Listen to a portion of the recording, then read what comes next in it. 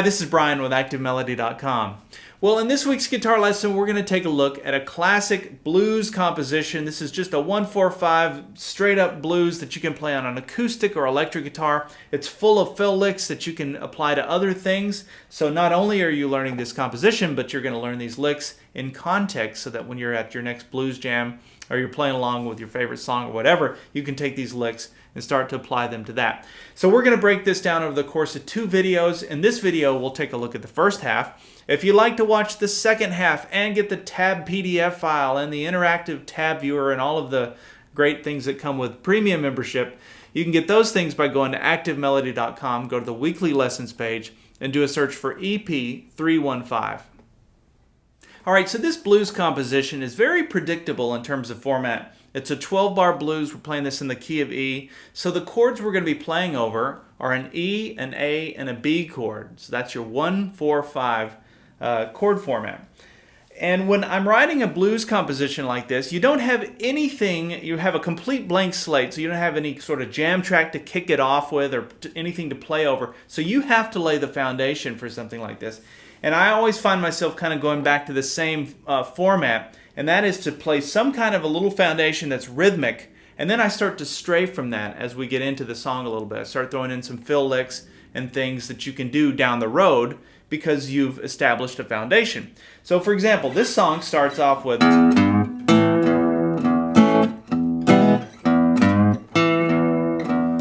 you can see I played through it twice there, the same lick both times. And that's to establish that foundation. So as a listener, you already kind of know what's up. You can already start to tap your foot or clap along or whatever. You can start to feel it a little bit. If I started with a lick right away, it would have no foundation and it wouldn't really make sense. So as we get into this lesson, you're going to learn these licks, and these licks are going to be awesome because you can apply them to other things, not just this composition, but anything you're playing. Anytime you're playing something in the key of E, you can use these licks. But anyway, I'm getting ahead of myself. So this first part sounds like this. It has 2 parts. That's part 1, that's the call, and then the response sounds like that. And we go back and forth between the call and the response. So let's start by learning the call. And so what I'm doing for that is I'm playing the open 6th string, the low 6th string, the low E string rather, and then I've got my middle finger on the 3rd fret 6th string, and I do a slight bend when I play that. And then 2nd fret 4th string with my index finger, and that's another E note. So you've got an E note and an E note. They're an octave apart. Now once I play that one, I come back down to the 6th string and play that open E again, the low E. So all together, the call goes, right? And you can see I'm giving it some vibrato there when I'm playing that E note. You don't have to do that, but I just find it gives it kind of a different feel, a little more soul, I guess. Now the response goes like this. So that's the open 6th string. Then I use my middle finger. You could use whatever finger works best for you here, but that's the 2nd fret, barring the first 4 strings, and just playing that A chord. We go back to the open 6th string, and then we play that, and that's just the E chord, and I'm hammering on with my index finger to the 1st fret, 3rd string. So the response then goes like this. Let me do that slowly. So when we put the 2 pieces together now, we have the riff that is used over and over again, sort of the foundation of this song. So it sounds like this.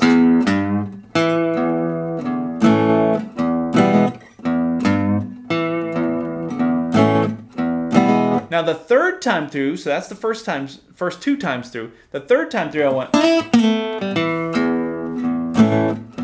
So you can see that I strayed from the path just a little bit, but that's okay. I can do that now. I've already laid a foundation just by playing through that one little lick 2 times. It's already started to form into a song. So now I can throw in some little fill licks. And this is where it starts to become fun because now I can improvise. I can start playing some blues licks in the key of E. And so this first lick, it's a great lick. You can use this in anything, not just this composition. Remember that.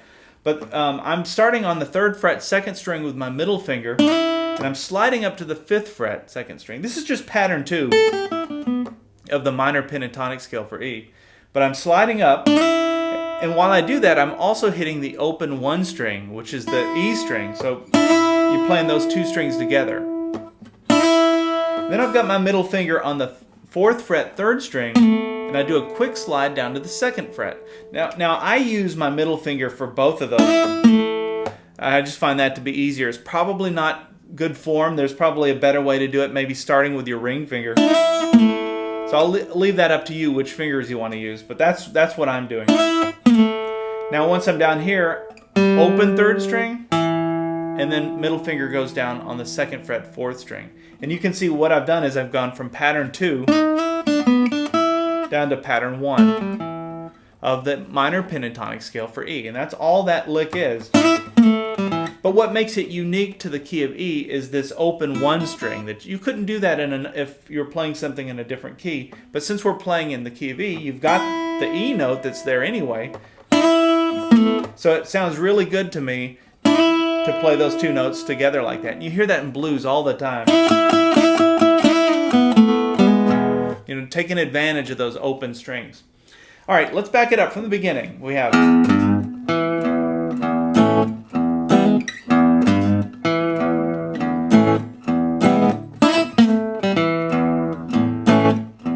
So you can see after I played the lick, I came back down and did the response. So back down to the open 6th string, hit it twice, there's your A, and then there's the rest of the response. Now the 4th time through, I threw in another lick. So I played. And I do this just to give you options. I want you to have all these options and just start opening your mind as to how this stuff works. Once you realize that you can just improvise, you can play any licks you want in those spots and it's going to sound good. Then you can take a composition like this and totally make it your own. You could jam on it for hours as long as you want. Okay, so this lick is another classic E blues lick, kind of a Delta blues thing. But what I'm doing for that is ring fingers on the 3rd fret 1st string, and then my index fingers on the 2nd fret 2nd string. And when I play that, I push it a little bit sharp, not too sharp, not too far, just enough to give it some kind of twang. And then I play the open 1 string, 2nd fret 2nd string, back to the open 1 string. So all together. And make sure you let that 1 string ring out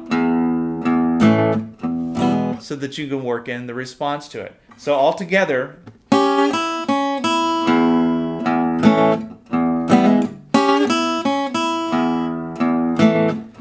And any of these licks that are giving you trouble, or you find that you're hanging up on them, just repeat them over and over again, just like that. You could over and over again until it starts to become fluid. And once it becomes fluid like that, and you can play it in time, that means you've got it. So let me back up now, and I'll play all the way up to where we are in the song. It's that same riff that was played 4 times. The last 2 times have the different lick thrown in. So here it is from the beginning.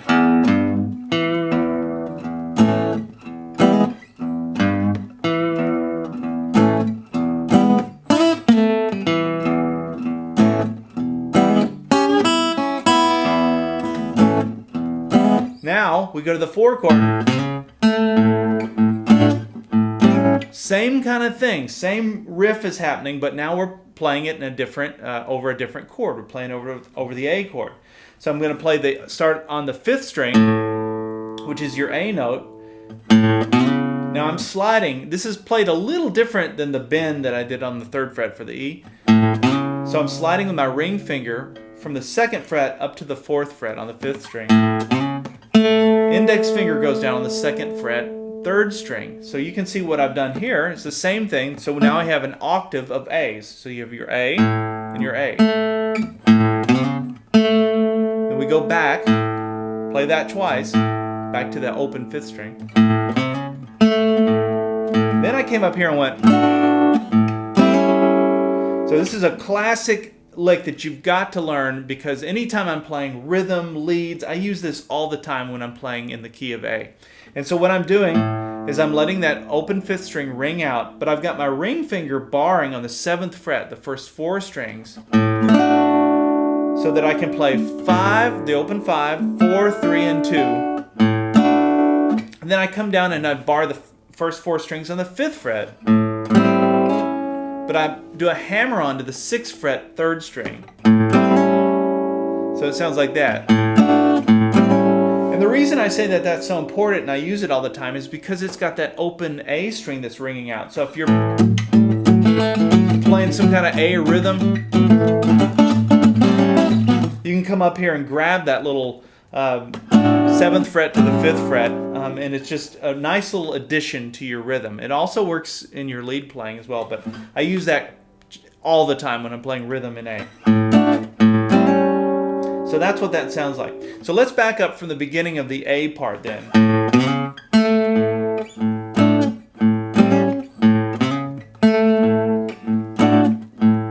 And I just played through it twice like that. And then we go back to the 1 chord. So there's the 1 chord to the 4 chord. Now we're back to the 1 chord. Same thing. And then doing another little blues lick. Now this is a lick I use all the time, and it uses hybrid picking. Don't let that scare you. It's easy to do. We're going to pick on the 3rd string while using our ring finger to pluck on the 1st string.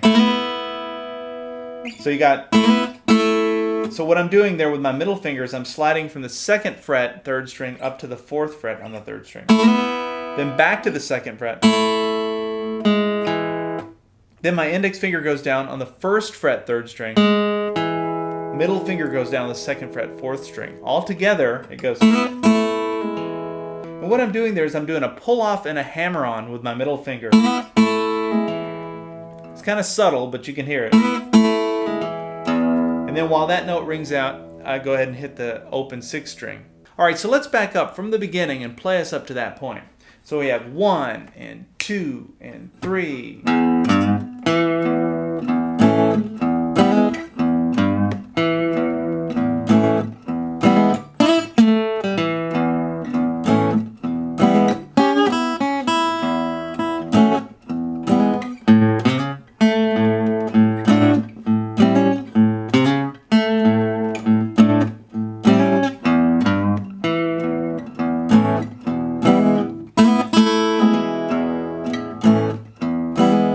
So you can see after we go back to the response. And then we come to the 5 chord or the B chord. And what I'm playing over that goes. And this lick is a classic lick. I love this because what I'm doing is I'm actually changing the key to match that chord just in that one spot. So everything else has been just playing in the key of E. We've been playing in the key of the song. But this is something that I see a lot of blues guys doing. On the 5 chord, they'll switch and play like the minor pentatonic scale of the 5 chord. So in this case, I'm playing the B minor pentatonic scale, just over that 1 chord. And so this lick is really coming out of pattern 4 of the minor pentatonic scale for B. So if B, if your 1 chord, or your pattern 1 rather, would be up here. So pattern 4 is down here. So that's why that lick stands out like that. It's because you're changing the key at that one point. And the way that I'm playing that is I've got my middle finger on the 3rd fret 2nd string. And when I play that, I push it a little bit sharp. Index finger goes down on the 2nd fret 1st string. We go back to that 1st note. And then ring finger goes down on the 4th fret 3rd string. So you can see it's a little stair step. Now while that note rings out, I reach down here and grab the 2nd fret 5th string.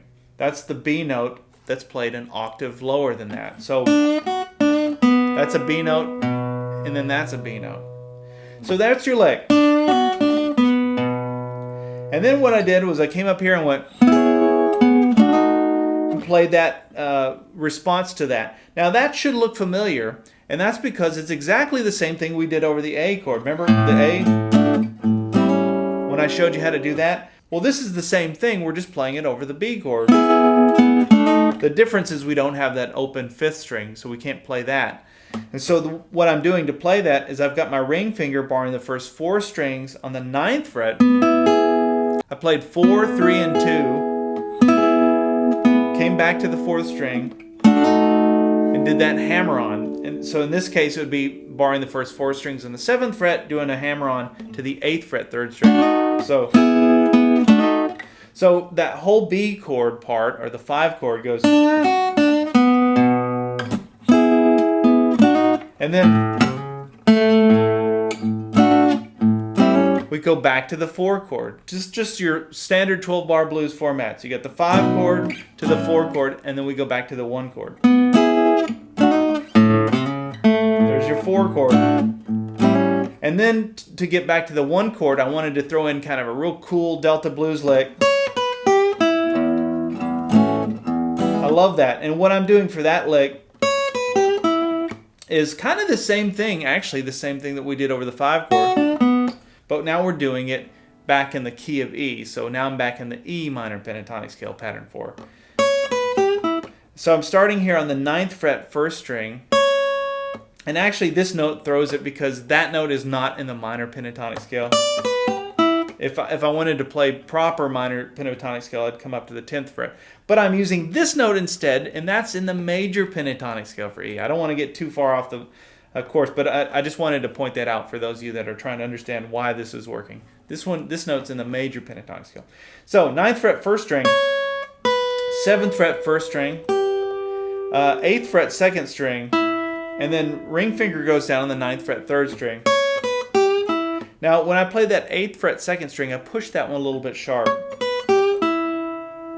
Now I can come down and hit the open 6th string. And then we go right back into the foundation. And that's the first time through. Now that's really all there is to this first time through. Now the second time through, we're going to build on that, and I'm going to show you some more licks that you can use and how you can even stray further from the path because you've established the whole foundation.